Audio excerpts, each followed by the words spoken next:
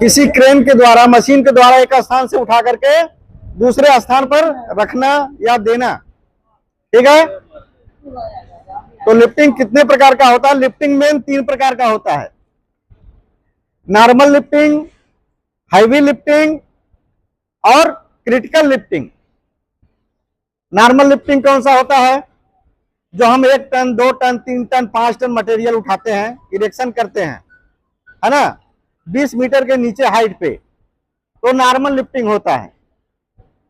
उसके बाद आता है हैवी लिफ्टिंग। हैवी लिफ्टिंग क्या है? 20 टन का मटेरियल या कोई ऐसा मटेरियल जो 10 टन का भी हो, 5 मीटर डाया से बड़ा हो, डाया मतलब समझ रहे हैं, उसका चौड़ाई 5 मीटर से बड़ा हो, वो भी हैवी लिफ्टिंग में आएगा, है ना। अगर 20 मीटर मटेरियल को हम उठा रहे हैं, कहीं इरेक्शन कर रहे हैं, तो वो होता है हैवी लिफ्टिंग। अब आते हैं क्रिटिकल लिफ्टिंग।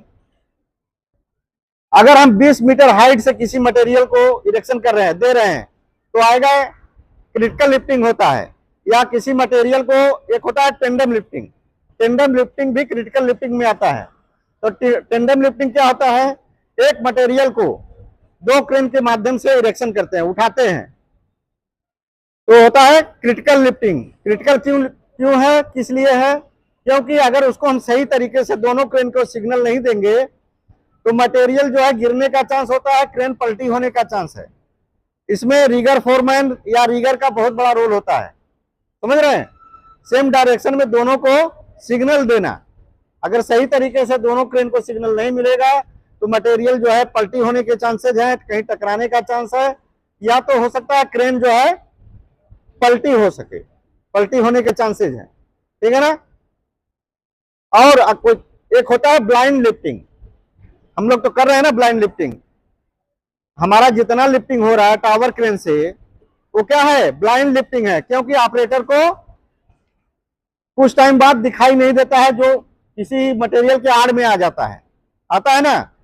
अभी मान लीजिए हम मटेरियल वहां पे लगा दिए, असेंबली एरिया से उठा रहे हैं, तो ऑपरेटर को दिखाई नहीं देता है, नहीं दिखाई देता, तो हम क्या करते हैं? वॉकी टाकी से उसको सिग्नल देते हैं। तो क्या है? ब्लाइंड लिफ्टिंग है। सिग्नल दे करके हम जो है मटेरियल को उठाते हैं, समझ रहे हैं। तो भी क्या है? एक क्रिटिकल, बहुत बड़ा क्रिटिकल लिफ्टिंग है ये। तो आपको ये ध्यान में होना चाहिए। रिगर, जितने भी रिगर हैं, उनसे इंटरव्यू में पूछा जा सकता है। कहीं आप इंटरव्यू देने जाएंगे तो आपसे पूछा जा सकता है कि भाई लिफ्टिंग कितने प्रकार का होता है ना। और रिगर का रोल क्या होता है, क्या सिग्नल देते हैं, कैसे सिग्नल देते हैं, ये सब जानकारी आपको होना चाहिए, तभी आप आगे बढ़ सकते हैं और रिगर से रिगर फोरमैन बन सकते हैं, है ना। ये सब जो जितने भी लिफ्टिंग के प्रकार हैं, हम क्रेन में हम क्या क्या देखते हैं? क्रेन जब हम लेके आते हैं तो उसका ग्राउंड क्या होना चाहिए? लेवल होना चाहिए, है ना। ग्राउंड क्या होना चाहिए? लेवल होना चाहिए, तब हम किसी मटेरियल को लिफ्ट करते हैं। अभी हम कितने प्रकार के क्रेन यूज कर रहे हैं? 3 प्रकार के। एक टावर क्रेन हो गया, एक क्राउलर क्रेन हो गया, एक टायर माउंटेन क्रेन हो गया। तो टायर माउंटेन क्रेन से जब भी आप लिफ्टिंग करेंगे कोई मटेरियल को, तो उसमें ध्यान देना कि उसका जो है आउट ट्रिगर बाहर होना चाहिए।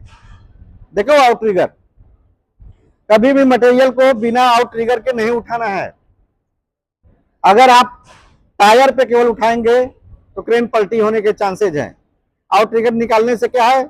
उसके टायर पे लोड नहीं आएगा, उसका जो एक्सपेंशन लगा होता है, जिसको बोलते हैं कमानी, उस पर लोड नहीं आएगा, क्रेन टूटने के चांसेस कम हो जाएंगे। और आउट